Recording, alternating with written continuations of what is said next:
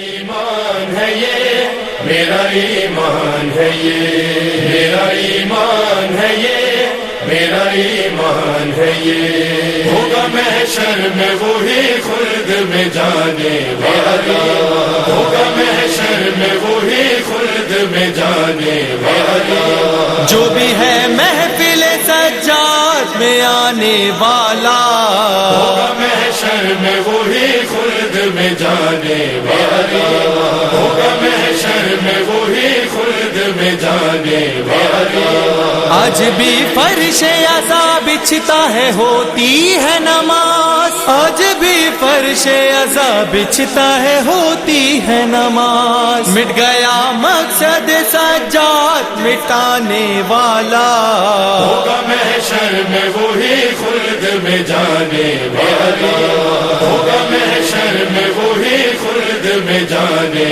والا دیکھ کے سید سجاد کے چہرے پہ سکون دیکھ کے سید سجاد کے چہرے پہ سکون خود پریشان ہے خیموں کو جلانے والا ہوگا محشر میں وہی خلد میں جانے والا ہوگا محشر میں وہی خلد میں جانے والا کاش عابد کہے جنت میں میری موت کے دن کاش عابد کہے جنت میں میری موت کے دن اے فرشتوں میرا مہمان ہے آنے والا ہوگا محشر میں وہی خلد میں جانے والا ہوگا محشر میں وہی خلد میں جانے والا لے کے سجاد کو سرور نے کہا زینب سے لے کے سجاد کو سرور نے کہا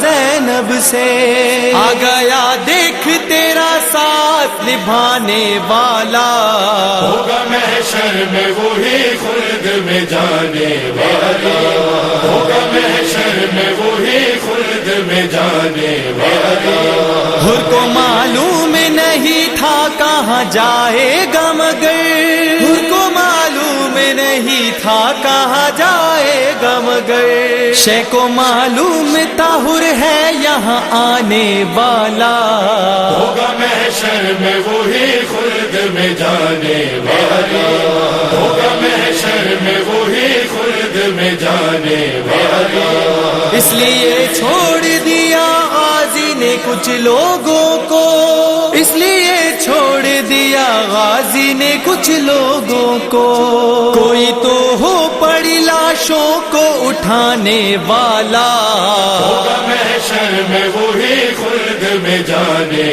والا ہوگا محشر میں وہی خلد میں جانے والا قبر سے حشر تلک رو ہی نہیں سکتا کبھی قبر سے حشر تلک رو ہی نہیں سکتا کبھی اپنی خوشیوں میں تیرا سوگ منانے والا ہوگا محشر میں وہی خلد میں جانے والا ہوگا محشر میں وہی خلد میں جانے والا غیر ممکن ہے کسی غیر کو دیکھے سجاد غیر ممکن ہے کسی غیر کو دیکھے سجاد مانگ کر سید سجاد سے کھانے والا ہوگا محشر میں وہی خلد میں جانے والا ہوگا محشر میں وہی خلد میں جانے والا جو بھی ہے محفل سجاد میں آنے والا ہوگا محشر میں وہی خلد میں جانے والا آج بھی فرش عزا بچھتا ہے ہوتی ہے نماز آج بھی فرش عزا بچھتا ہے ہوتی ہے نماز مٹ گیا مقصد سجاد مٹانے والا ہوگا محشر میں وہی خلد میں جانے والا ہوگا محشر میں وہی خلد میں جانے والا دیکھ کے سید سجاد کے چہرے پہ سکون دیکھ کے سید سجاد کے چہرے پہ سکون خود پریشان ہے خیموں کو جلانے والا ہوگا محشر میں وہی خلد میں جانے والا، ہوگا محشر میں وہی خلد میں جانے والا۔ کاش عابد کہے جنت میں میری موت کے دن، کاش عابد کہے جنت میں میری موت کے دن، اے فرشتوں میرا مہمان ہے آنے والا، ہوگا محشر میں وہی خلد میں جانے والا، ہوگا محشر میں وہی خلد میں جانے والا۔ لے کے سجاد کو سرور نے کہا زینب سے، لے کے سجاد کو سرور نے کہا زینب سے، آ گیا دیکھ تیرا ساتھ نبھانے والا، ہوگا محشر میں وہی خلد میں جانے والا، ہوگا محشر میں وہی خلد میں جانے والا۔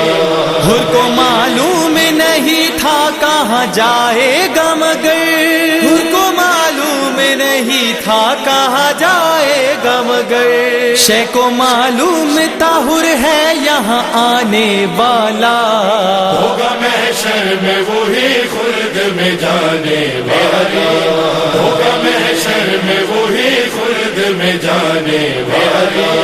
اس لیے چھوڑ دیا غازی نے کچھ لوگوں کو، اس لیے چھوڑ دیا غازی نے کچھ لوگوں کو، کوئی تو ہو پڑی لاشوں کو اٹھانے والا، ہوگا محشر میں وہی خلد میں جانے والا۔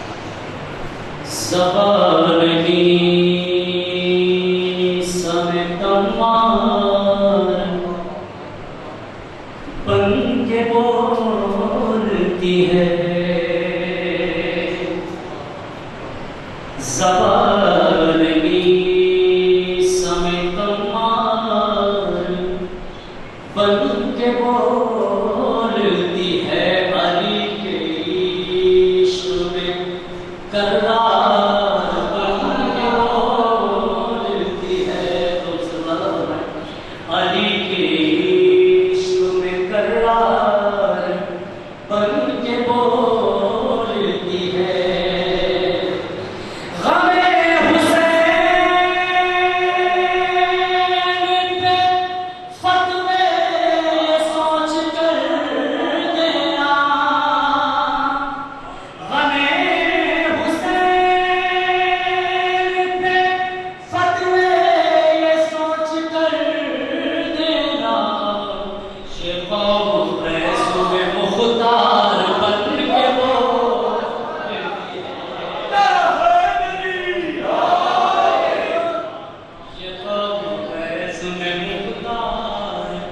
بن کے بولتی ہے یہ قوم غیث میں مختار، بن کے بولتی ہے۔ ایک مرتبہ چھوٹا سا نظر دوبارہ خاص طور سے منتظر بیٹھے ہیں پرچم کو اٹھانے والے، منتظر بیٹھے ہیں پرچم کو اٹھانے والے، ایسا لگتا ہے کہ عباس آنے والے، ایسا لگتا ہے کہ عباس آنے والے، نوجوانوں تمہیں صحرا یہ دعا دیتی ہے، نوجوانوں تمہیں صحرا یہ دعا دیتی ہے، خوش رہے پرچم عباس اٹھانے، خوش رہے پرچم عباس اٹھانے والے، نوجوانوں تمہیں زہرا یہ دعا دیتی ہے، خوش رہے پرچم عباس اٹھانے والے، خوش رہے پرچم عباس اٹھانے والے۔ شعر والا ماتم سارے زمانے میں نظر آتے ہیں، ماتم سارے زمانے میں نظر آتے ہیں، مٹ گئے ماتم سرور کو مٹانے،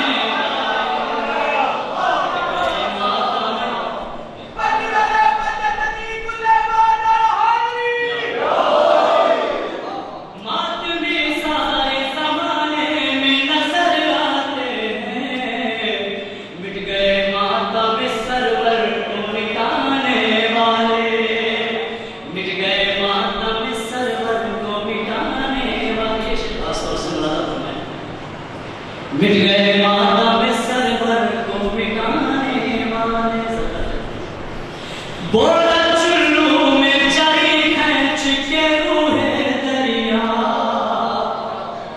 بولا چلو میں چاری کھینچ کے روح دریا، ایسے ہوتے ہیں محمد کے گھرانے، ایسے ہوتے ہیں محمد کے گھرانے والے، بولا چلو میں چاری کھینچ کے روح دریا، ایسے ہوتے ہیں محمد کے گھرانے والے۔ قافلہ شام میں پہنچا تو یہ آئی آواز، قافلہ شام میں پہنچا تو یہ آئی آواز، آ گئے ظلم کو زنجیر پہنانے والے، آ گئے ظلم کو زنجیر پہنانے والے۔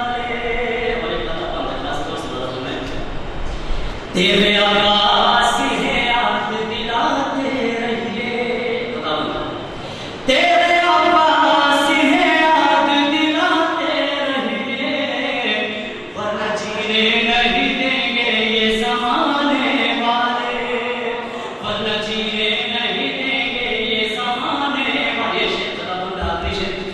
چشم تاریخ ذرا دیکھ تو سوئے دریا، چشم تاریخ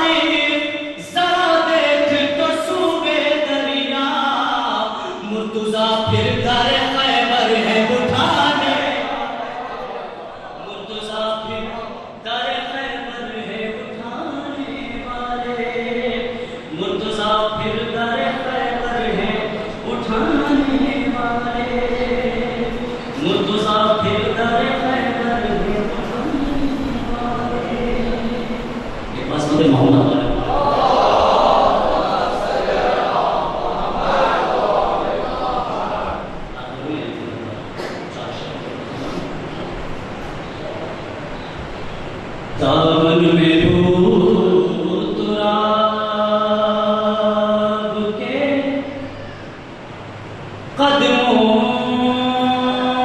کی دھول ہے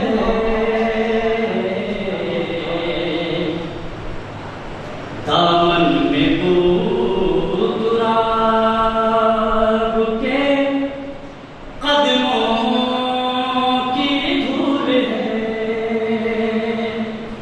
کچھ بھی ہو اب بہشت کی قیمت قبول ہے اے کاش اس خلوص سے جاؤں ضریر پر شفیع خود کہے کہ زیارت قبول ہے کہے کہ زیارت قبول ہے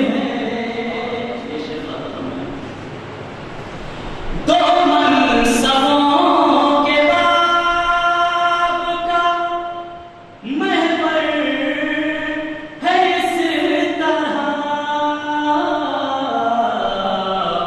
زہرا کہیں امام کہیں پر رسول ہے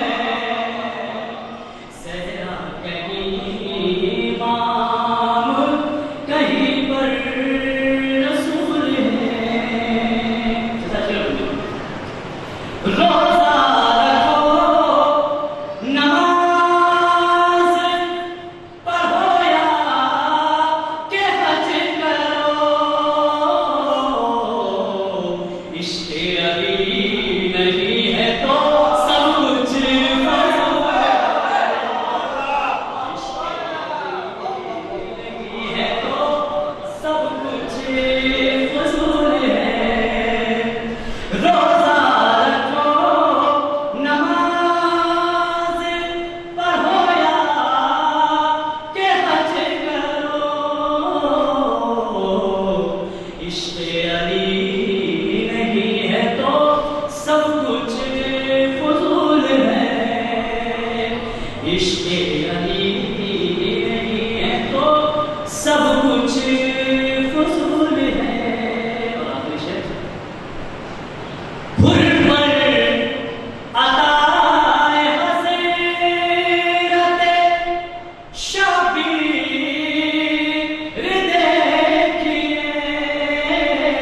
دیکھیے کانٹا جو کل تلک تھا وہی آج پھول ہے کانٹا جو کل تلک تھا وہی آج پھول ہے کچھ بھی ہو بہشت کی قیمت قبول ہے اس بات کی گنجائش نہیں دیتی بلکہ وجہ وہ ذات ہو چہرہ وہ چیز ہے وہ شے ہے جو سارے جسم کی پہچان دے گا کہ یہ کون شخص ہے لہذا وجہ کہتے ہیں اسے کہ جس کی وجہ سے ذات کی معرفت ہو جائے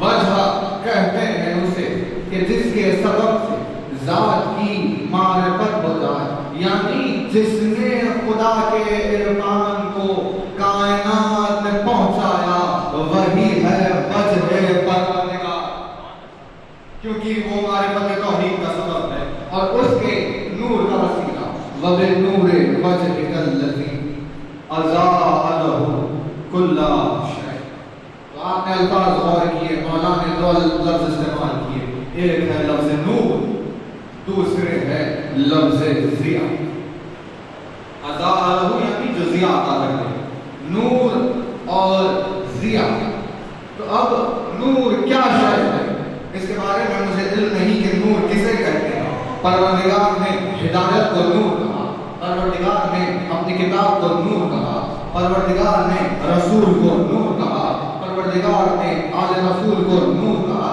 پروردگار نے اپنے آپ کو اللہ نور السماوات والارض یہ سب ہے نور یہ سب نور ہے، لیکن مولا نے جو فرمایا تیرے چہرے کے نور کا واسطہ جو ہر شے کو ضیاء عطا کرتا ہے، تو اب ضیاء کہتے ہیں روشنی کو، لائٹ، سن لائٹ۔ آپ نے سورج کو اسی لیے شمسن مضیاء، شمسن مضیاء یعنی ضیاء دینے والا شمس، جس سے ہمیں ضیاء ملتی ہے وہ شمس۔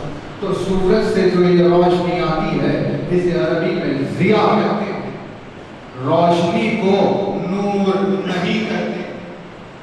جو انسان کے ذہن میں تصور بن گیا کہ نور کے معنی روشنی کے ہے، روشنی کے معنی نہیں، روشنی کے معنی ضیاء کے ہے۔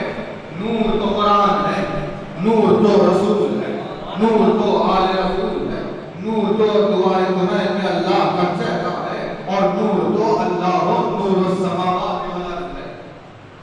یہ جو روشنی ہے یہ ہے ضیاء، یہ ضیاء۔ تو اب اس کے تین پراپرٹیز آپ کے سامنے میں بیان کر دوں، پھر ذکر تمام ہو جائے گا۔ ضیاء کے تین صفات کیا کیا ہے؟ سب سے پہلی ضیاء کی ایک صفت یہ ہے کہ وہ اشیاءوں کو طاہر کرنے والے پانی کو، کوئی چیز نجس ہو جائے تو آپ اسے کس سے پاک کریں گے؟ پانی سے پاک کریں گے۔ تو پانی چیزوں کو خود بھی پاک ہوتا ہے اور اشیاء کو بھی پاک کرتا ہے۔ اور اس کی اس خوبصورتی کو اور حسن کیا جب میرے مولا نے فرمایا کہ انسان کو چاہیے کہ اس پانی کی طرح حیات بسر کرے جو اپنا راستہ خود تلاش کرتا ہے، جو خود بھی پاکیزہ ہوتا ہے اور دوسروں کو بھی پاک کر دیتا ہے۔ اس کی اس صفت کو مولا نے بیان کیا، یعنی وہ پاک ہوتا ہے اور پاکیزگی عطا کرتا ہے۔ اور بڑی اہم شے ساری دنیا میں پانی ہے کہ جس کے بغیر طہارت کا تصور نہ ہو، جس کے بغیر انسان نجاست میں ملوث ہو جائے۔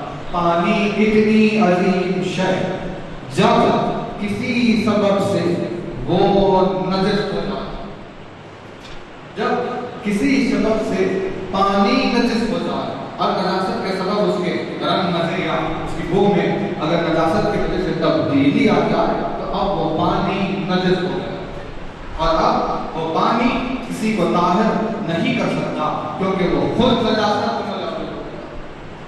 تو ایسی صورتحال میں جو پانی کو پاک کرنے کے لیے ضروری ہے وہ ہے سورج کی روشنی، وہ ہے سورج کی روشنی کہ جو اپنی حرارت سے پانی کو دھواں بنا کر اوپر اٹھا لے، اور پھر جب وہ دھواں ابر رحمت کے ابر میں تبدیل ہو کر برسے گا تو برسنے والی بوند پھر سے پاکیزہ ہو۔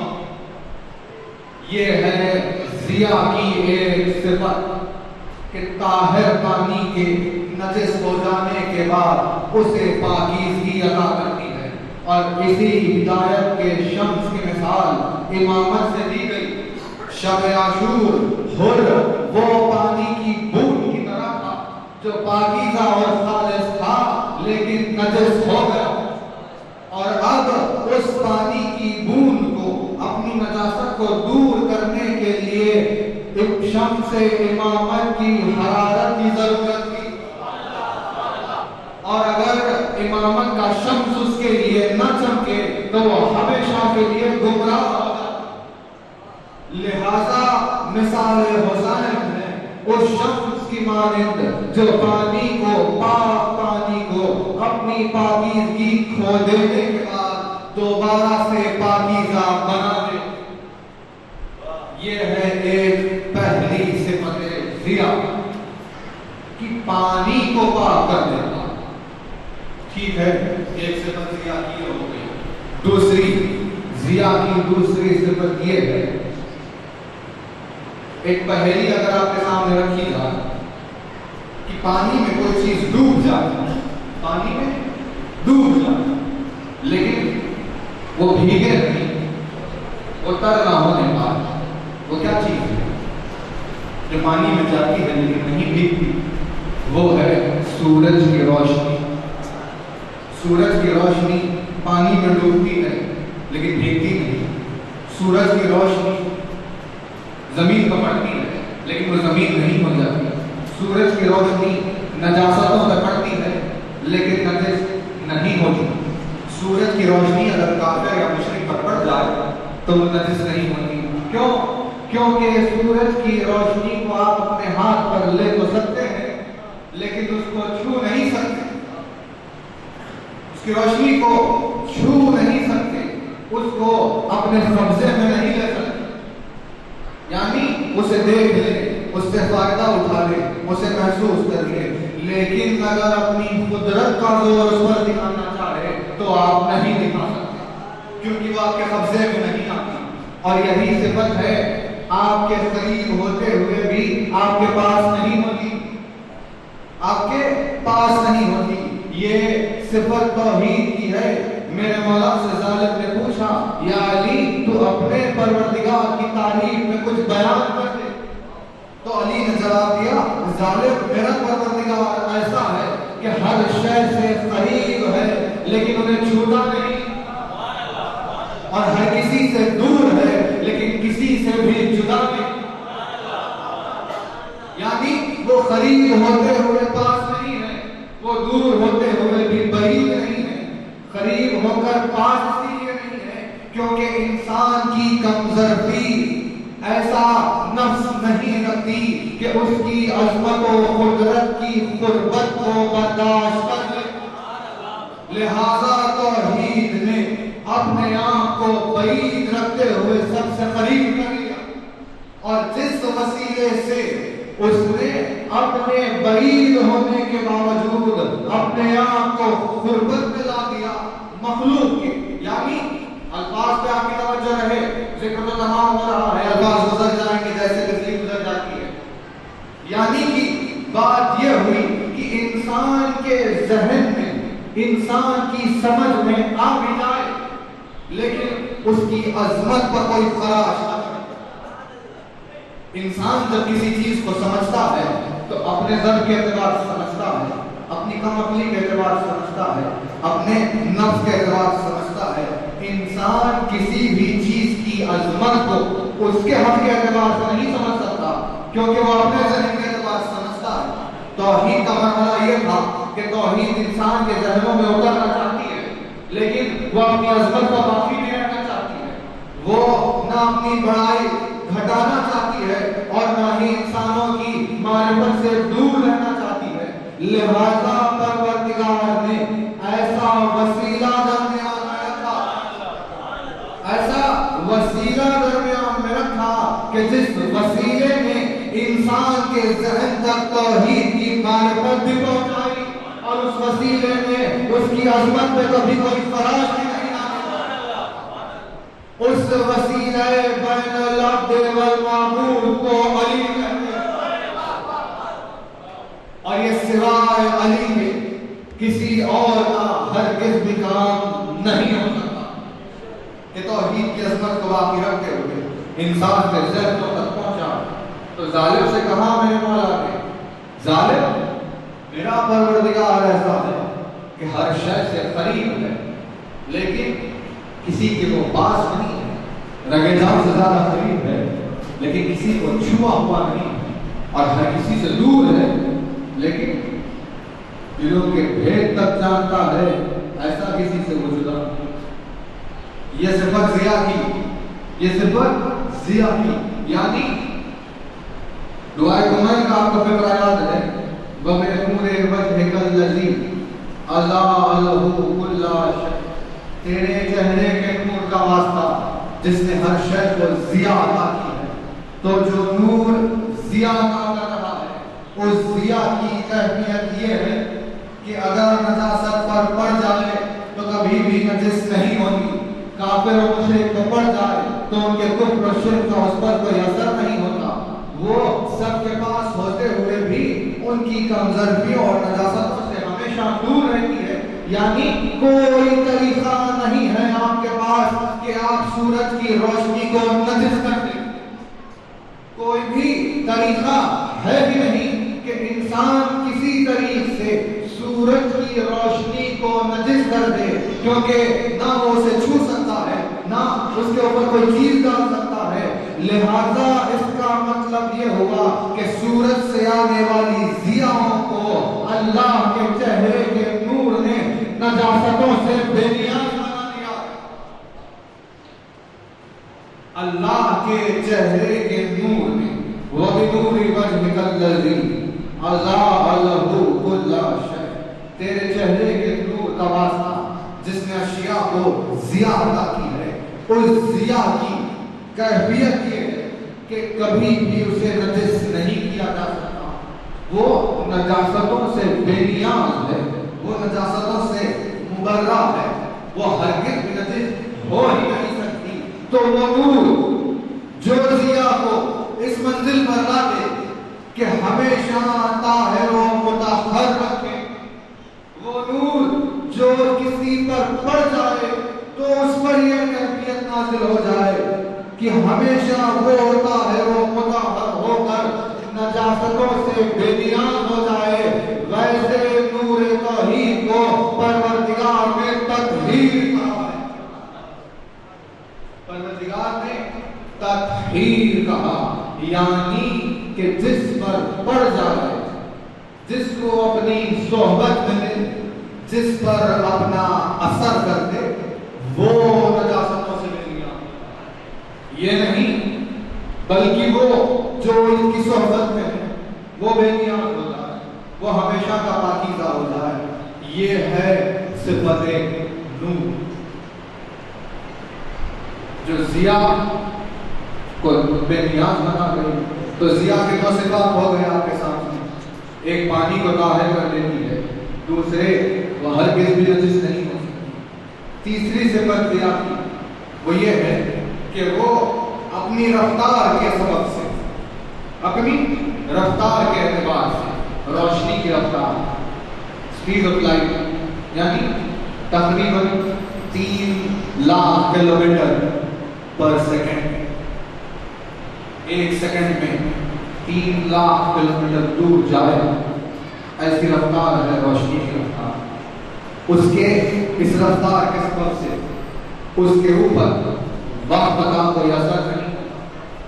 اور جو بھی انسان وقت سے بے نیاز ہونا چاہے, اگر آپ چاہتے ہیں, یعنی جو کوشش کر رہی ہے سائنس کی کہ ہم وقت کو اپنی قدرت میں لیں, وقت کے اوپر قبضہ کریں, وقت کا ہم پر کوئی اثر نہ ہونے پائے, تو ان کے پاس اس کا بس ایک ہی طریقہ ہے, ایک ہی فارمولا, اور وہ یہ ہے کہ کسی طرح آپ اپنی رفتار 3 لاکھ کلومیٹر پر سیکنڈ کر لیں, 3 لاکھ کلومیٹر پر سیکنڈ کر لیں. تو جب اس رفتار پر آئیں گے تو اس کے اوپر وقت کا اثر نہیں ہوگا.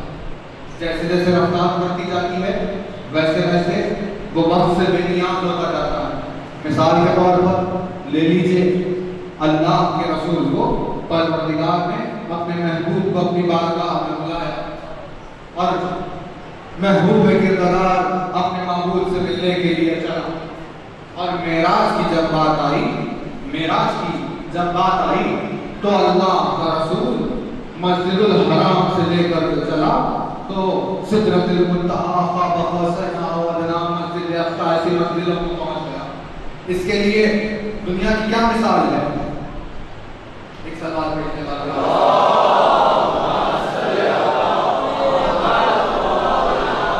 آپ تمام مومنین متوجہ تو ہے کہ بات کیا ہو رہی ہے, توجہات نہیں ہے کہ بات کہاں ہو رہی ہے. اللہ کا رسول چلا کہاں پر؟ اپنے محبوب سے ملنے. قاب قوسین او ادنی ایسے مقامات. سائنس نے ریسرچ کی, یہ آسمان جو باہر آپ جائیں, باہر آپ نکلیں مسجد کے باہر, تو باہر جانے کے بعد جب سر اوپر کریں گے تو آپ کو آسمان دکھائی دے گا. اس آسمان کے لیے سائنس نے کہا کہ آسمان جو ہے 78 بلین لائٹ ایئرز کا, 78 بلین لائٹ ایئرز دور ہے آپ سے آسمان. یعنی اس کا مطلب یہ ہے کہ اگر آپ 3 لاکھ کلومیٹر پر سیکنڈ جا رہے ہیں, جو کہ جا نہیں سکتے. انسان نے جو سب سے تیز چیز بنائی ہے آج تک, اس کی سپیڈ ہے 27,000 کلومیٹر پر آور, 27,000 کلومیٹر پر آور. بہت تیز ہے, لیکن یہ نہیں چلے گی. سپیڈ ہونی چاہیے 3 لاکھ کلومیٹر پر سیکنڈ. ہر سیکنڈ میں 3 لاکھ جانا ہی ہو. 1.5 سیکنڈ نہ ہو چاند پر پہنچ جاؤ. 1 سیکنڈ نہ ہو زمین کے کئی چکر کاٹ لو. 2 سیکنڈ نہ ہو چاند پر جا کر آ جاؤ. یہ رفتار سے چلو. اس رفتار سے اگر آپ جا رہے ہو تو آپ کو اس آسمان تک پہنچنے کے لیے 80,000 کروڑ سال لگے. 78 بلین لائٹ ایئرز یعنی 3 لاکھ کلومیٹر پر سیکنڈ جا رہا ہو کوئی تو آسمان کو چھوتے چھوتے 80,000 کروڑ سال لگ جائیں گے. یہ ہے آسمان. مولا نے فرمایا یہ آسمان جو تمہیں نظر آ جاتا ہے یہ سب سے نیچے والا اور سب سے چھوٹا آسمان ہے. صاحب برکت ہے وہ ذات کہ جس نے 7 آسمانوں کو ایک کے اوپر ایک بنا دیا ہے اور وہ 7ویں آسمان کو اس نے عرش عظیم بنایا ہے اور اس کی وسعت کا کوئی اندازہ ہی نہیں ہے. ان تمام 7 آسمانوں کو پھاڑ کر جاؤ اور پھر جنت الماوا سے سدرت المنتہا سے دنا فتح اللہ سے خواب حسینہ سے اور ادنا تک پہنچ کر آ جاؤ. اور ادنا تک پہنچ کر آ جاؤ اور ابھی دروازے کی زنجیر ہل رہی ہو. دروازے کی زنجیر ہل رہی ہو. اس رفتار سے جاتا ہو کہ جا کر مل کر آ گئے اور در کی زنجیر ہل رہی ہے. یا رسول اللہ یہ معجزہ آپ نے کیسے کر لیا؟ تو کیونکہ 3 لاکھ کلومیٹر پر سیکنڈ کے اوپر ضیاء کی رفتار کے اوپر وقت کا کوئی اثر نہیں ہوتا. تو وہ نور جس نے ضیاء کو ایک کیفیت عطا کی ہے اور ضیاء کو اس قابل بنا دیا ہے کہ وقت سے بے نیاز ہو جائے وہ نور کون سی کیفیت رکھتا ہے اور اس ذات کے اوپر وقت کا اثر ہی کیوں کر ہو جائے. اور اس رفتار کے چلنے سے دوسرے معجزے بھی ظاہر ہوتے ہیں. دوسرے معجزے ٹیلیپورٹیشن کہتے ہیں انگریزی میں. اس کی بھی ریسرچ چل رہی ہے. آپ دیکھ لیجیے انہوں نے دلیل کی کہ اگر کوئی انسان ایک مقام سے غائب ہو کر دوسرے مقام پر جانا چاہے تو اس کے لیے ضروری ہے کہ وہ 3 لاکھ کلومیٹر پر سیکنڈ کی سپیڈ پر اپنا قبضہ رکھتا ہو. اگر اس کی وہ رفتار نہیں ہے تو کسی ایک جگہ سے غائب ہو کر دوسری جگہ نہیں جا. اور اگر اسے یہاں سے غائب بھی نہیں ہونا ہو اور اس جگہ پر نظر آنا ہو یعنی ایک ہی ساتھ 2 مقامات پر اگر ہونا ہو تو اس کے لیے لازم ہے کہ وہ 6 لاکھ کلومیٹر پر سیکنڈ کی رفتار رکھے اور اس کے بغیر وہ کام نہیں کر سکتا. اور اگر کسی شخص کو 3 مقامات پر ایک ساتھ جانا ہو تو اس کے لیے لازم ہے کہ وہ اپنی رفتار 9 لاکھ کلومیٹر پر سیکنڈ رکھے. تب جا کر وہ 3 مقامات پر نظر آئے گا. اور اگر کسی کو 4 مقامات پر نظر آنا ہو تو اسے چاہیے کہ اپنی رفتار 12 لاکھ کلومیٹر پر سیکنڈ رکھے. تب جا کر وہ 4 مقامات پر نظر آئے گا. تب جا کر وہ 4 مقامات پر نظر آئے گا.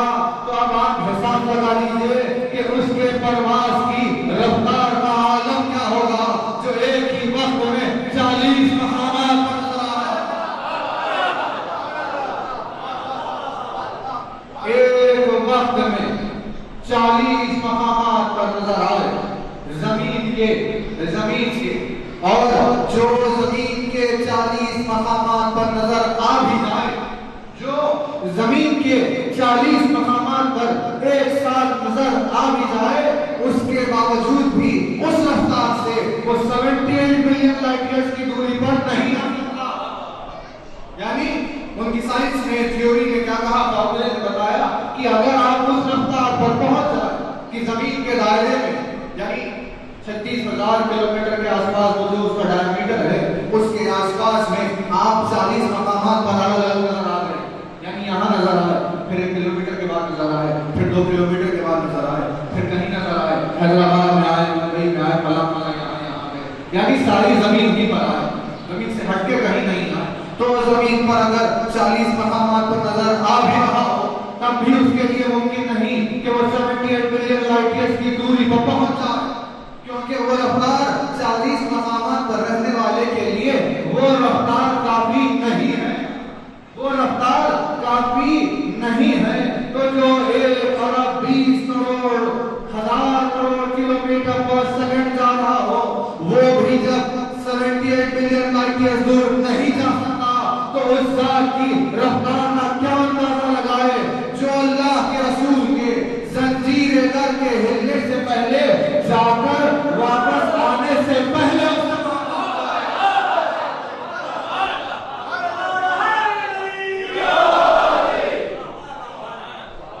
کیا رفتار ہے؟ یعنی جب وہ جا رہا تھا تو یہاں تھا، جب وہ وہاں پہنچا تو اس سے پہلے وہاں تھا، جب وہ وہاں سے جا رہا تھا تو وہاں تھا، جب وہ یہاں پہنچا تو اس سے پہلے تھا۔ یہ کیا رفتار ہے؟ یہ کون سی رفتار ہے؟ یہ ہے وہ نور جس نے ضیا کو 3 لاکھ کلومیٹر پر سیکنڈ کی رفتار کی طاقت اور صلاحیت دی۔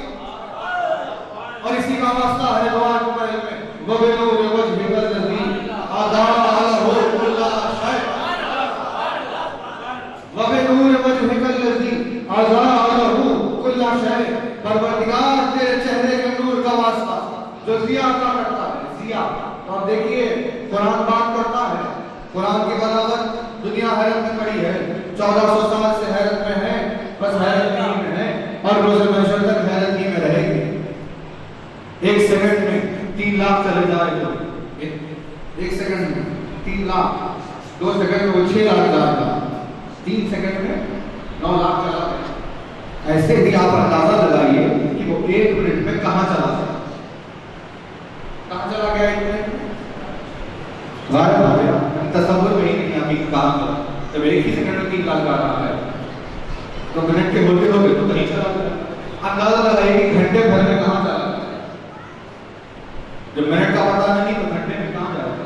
پھر اندازہ لگائیے کہ 1 دن میں وہ کہاں چلا گیا ہو، 1 دن میں وہ جہاں بھی گیا اس سے ہمارا کیا لینا دینا، 1 ہفتے میں 1 مہینے میں وہ 1 سال میں کہاں چلا گیا۔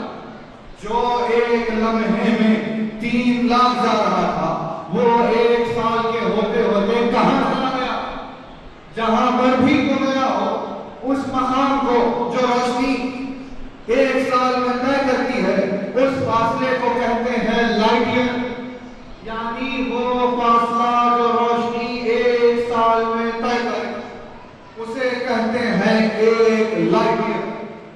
اور قرآن نے کہا تعرج الملائکۃ والروح الیہ فی یوم کان مقدارہ 50,000 سنہ۔ روح اور ملائکہ پروردگار کی بارگاہ میں جب پرواز کرتے ہیں تو ان کی رفتار 50,000 لائٹ ایئرز پر سیکنڈ ہوتی ہے، 50,000 light years per second in کی رفتار۔ اور یہ رفتار بھی کافی نہیں کہ رسول کے معراج کو پہنچنے سے پہلے وہاں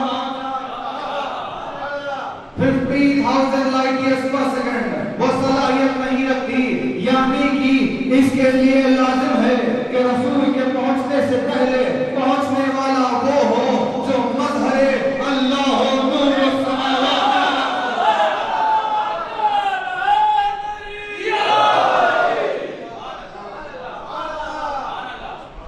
جو مظہر اللہ ہو، نور السماوات۔ یہ ہے نور، اور اس کے لیے مولا نے فرمایا اسی نور سے کائنات میں سب کو ضیا ملتی۔ سورج اندھیرے میں تھا، اس کو اللہ کے چہرے کے نور نے روشن کر دیا تو اب وہ روشنی دے رہا ہے، شمس مضیاء کہلا رہا ہے۔ ستارے جو دور دور ہے وہ اپنے اپنے پلانٹ کے اعتبار سے روشنی دیتے ہیں، ہمارے لیے وہ نجوم ہے۔ یعنی روشنی کی یہ کیفیت کہ وقت کا اس کے اوپر اثر نہیں ہوگا، وقت کا اس کے اوپر کوئی اثر ہی نہیں ہوگا، اور آپ بھی وقت سے بے نیاز ہو جائیں گے اگر روشنی کی رفتار پر آ جائیں گے۔ یعنی روشنی کے اوپر ٹائم کوئی اثر رکھتا ہی نہیں۔ لائٹ کے لیے ٹائم جیسی کوئی چیز ہے ہی نہیں۔ لائٹ کبھی بچی نہیں رہتی جو بوڑھی ہو جائے، لائٹ کبھی جوان نہیں رہتی جو ضعیفی کی طرف چلے جائے، لائٹ کبھی ناتوان نہیں ہوتی جو قوت کی طرف چلا جائے، وہ ویسی ہی رہتی ہے۔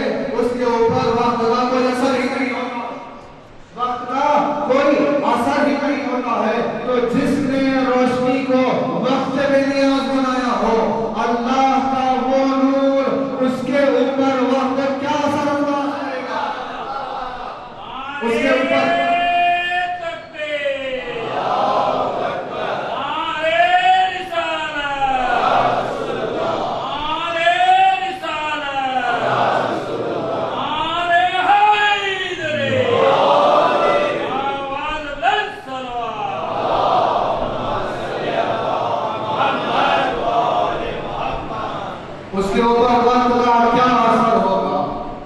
اس کے اوپر وقت کا کوئی اثر ہی نہیں.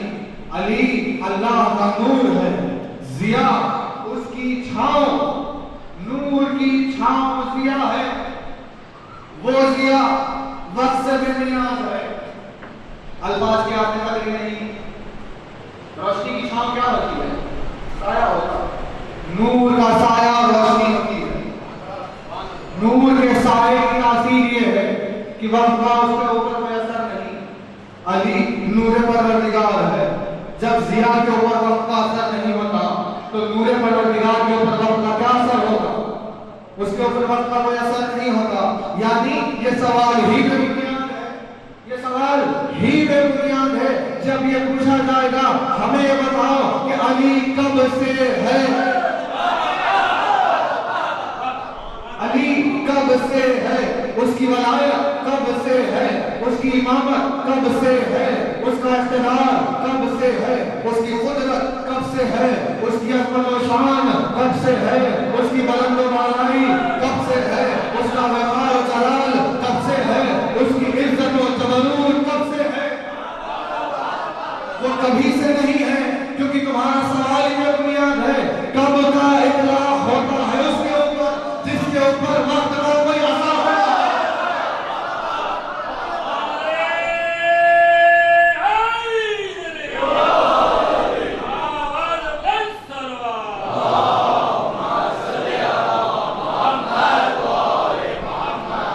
کب تو اس کے لیے کہا جاتا ہے کہ جس کے اوپر وقت کا اثر تھا اور وہ کہیں سے شروع ہوا تھا, وہ کہیں سے شروع ہوا تھا اور اس سے پہلے نہیں تھا, لہذا پوچھا جاتا ہے بتاؤ کب ہوا. یعنی سوال ہی بے بنیاد ہے. پوچھنے والے تھوڑا پڑھ کیوں نہیں لیتے کہ علی کی ولایت کب سے ہے؟ کب ہوتا ہی نہیں نور کے لیے. جب ضیا کے لیے کب نہیں ہوتا تو نور کے لیے کب کیسے ہوگا؟ ہوتا ہی نہیں تو اس کے لیے کبھی بھی. اور سوال کرنے والے نے پوچھا, میرے مولا کے الفاظ ہیں خدشناس سینوں کے لیے ہوتے ہیں. جب میرا مولا بولنے لگے تو جس زبان کو بولتا ہے اس زبان کی فصاحت و بلاغت آدم اس سے سیکھتی ہے کہ بولا کیسے جاتا ہے. جب علی بولنے لگتا ہے تو اس کے الفاظ کا استعمال, اس کے لفظوں کا انتخاب, اس کے جملوں کو سجا دینا اور اس کی سوارائی ہی اس بات کی دلیل بن جاتی ہے کہ علی لسان اللہ ہے. الفاظ کو, علی کے الفاظ جب چلے تو الفاظ کو سننے والے کے کانوں پر پڑتے ہیں, لیکن نقشہ آنکھیں بنا لیتی ہے. سننے والے کو محسوس نہیں ہوتا کہ وہ سن رہا ہے, بلکہ اس کو ایسے لگتا ہے جیسے کہ وہ دیکھ رہا ہو. یہ ہے بلاغت و فصاحت کلام امیر المومنین علیہ السلام. اور میرے مولا نے فرمایا, جب ایک شخص نے پوچھا ایک کے لیے, اس کی ایک تائی کے لیے, اللہ ایک ہے, یہی تو ہے, اللہ تو ایک ہے, دو ہے اللہ, اللہ دو نہیں ہے, اللہ ایک ہے. لیکن یہ ایک, اس کی توحید کا اخلاص نہیں ہے. اخلاص یعنی پاکیزہ ہر چیز سے ایک ہو جانا, اس کی توحید کا اخلاص نہیں. میرے مولا نے وجہ بتائی, جب دنیا نے ایک کہا تو علی نے دنیا کو سکھایا کہ اسے ایک نہ کہو, کیونکہ جو تم اسے ایک کہہ رہے ہو وہ حقیقت میں عدد ہے. اور اللہ اس وقت سے ہے جب سے آغاز نہیں. لہذا مولا نے بتایا کہ تم اسے ایک کیا سمجھ کے کہہ رہے ہو؟ کیا وہ نمبر ہے کوئی؟ کیا کوئی عدد ایک ہے؟ علی نے جواب دیا وہ 1 2 3 4 میں آنے والا ایک نہیں ہے, بلکہ وہ ایک ہے جو عدد ہی نہیں ہے, جو عدد ہی نہیں ہے. آگے فرمایا اور وہ ایک ایسا ایک ہے, وہ ایک ایسا ایک ہے کہ جس کے سامنے اگر دو آ جائے تب بھی وہ ایک دو سے زیادہ ہوتا ہے. الفاظ کی قدر شناسیوں کے لیے معرفت کے سمندر ہے جو میرے مولا نے چھلکائے. وہ ایک ہے ایسا جو آغاز میں نہیں آتا, وہ ایک ہے ایسا کہ جس کے سامنے اگر دو آ جائے تب بھی وہ ایک دو سے زیادہ ہوتا ہے. اور جملہ سنیے گا کیا فرمایا امیر المومنین نے کہ وہ ایک ہے, وہ ایک ہے, لیکن وہ ایک نہیں جو کہیں سے شروع ہوا ہے.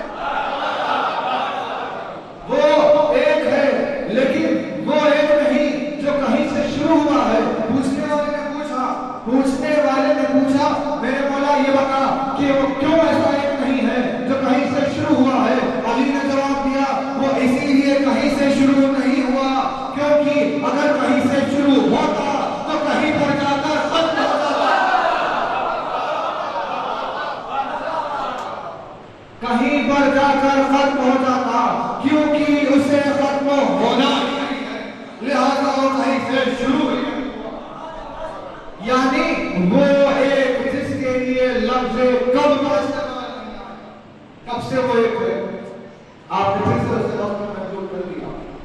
यही तो बात है, कितनी आसान बात है, अपनी बात है, लॉजिकल है, कॉमन सेंस की बात है।